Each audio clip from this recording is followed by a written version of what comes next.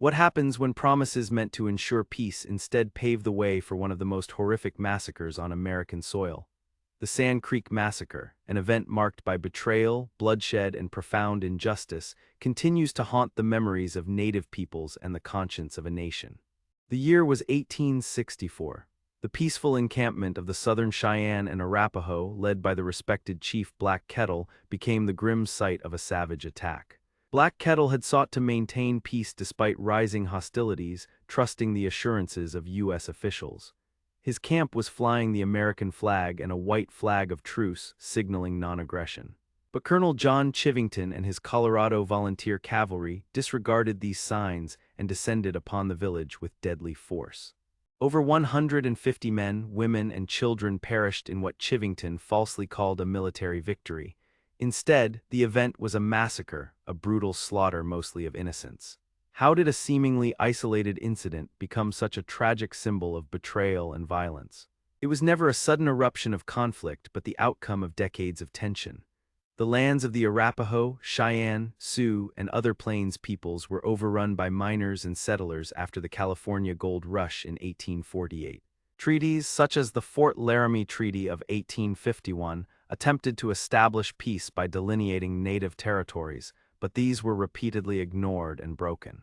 The Pikes Peak Gold Rush of 1858 further displaced the natives, forcing many like Black Kettle to negotiate anew in the Treaty of Fort Wise in 1861, a treaty respected even less by the U.S. government and settlers.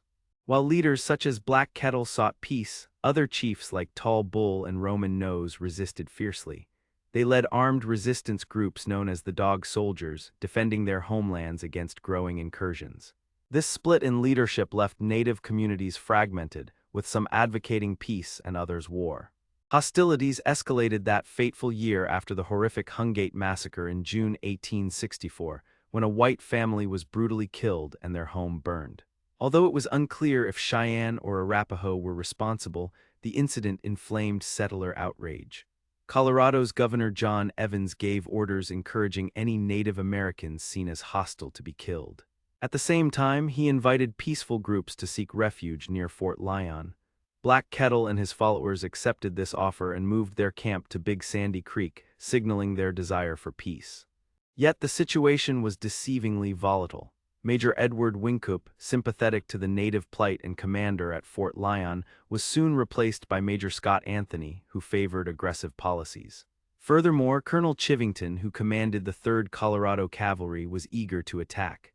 Silas Soule, a captain in the regiment, along with other officers objected to striking a peaceful camp, but their protests were ignored.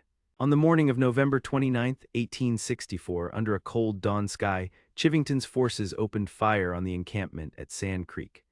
Despite the white flags of truce fluttering over Black Kettle's lodge, the troops unleashed a slaughter that lasted 7 long hours. Women and children screamed in terror, many begging for mercy as they fell. Some warriors tried to defend their families, but they were vastly outnumbered and outgunned. Captain Soule, horrified by the carnage, refused to return fire and later recounted the horror in a letter describing how the soldiers killed indiscriminately. Eyewitnesses testified that the camp was full of families with very few armed men, contradicting Chivington's claims of a fierce battle.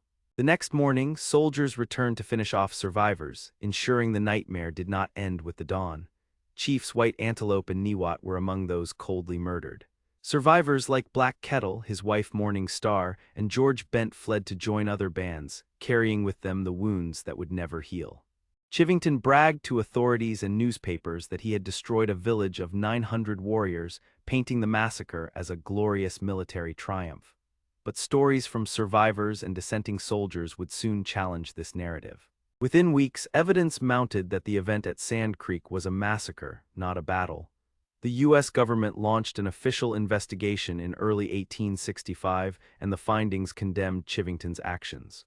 Chivington resigned and Governor Evans was removed from office, but justice never followed. No one was held accountable for the death of so many innocents. In fact, Silas Soule, who testified against Chivington, was murdered by his former comrades, silenced forever for speaking out. The massacre devastated the Cheyenne leadership, killing many of their council chiefs, and forced a painful reevaluation among native peoples about trusting white promises. The war chief's tall bull and Roman nose gained influence, continuing resistance though their fates were similarly brutal. Black Kettle, despite losing status, continued seeking peace until 4 years later when he too was killed in another massacre led by George Armstrong Custer. Today, the Sand Creek Massacre stands as a painful reminder of betrayal, genocide, and the consequences of broken treaties. The massacre site was declared a National Historic Site in 2007, and Colorado's governor publicly apologized in 2014. Yet the broader policies that allowed such atrocities have never been fully acknowledged or atoned for by the United States. The descendants of those lost gather every November in a spiritual healing run and walk, retracing the path of the troops after that fateful attack. This event binds the Cheyenne people to their history, a living remembrance of loss and resilience. Remembering the Sand Creek Massacre forces us to confront an uncomfortable truth about the past and reminds us that peace built on lies and violence is fragile at best. It is a story that resonates globally, wherever injustice has sought to silence and erase indigenous voices. Enjoyed the video? Give it a thumbs up and don't forget to subscribe to the channel for more. See you in the next one.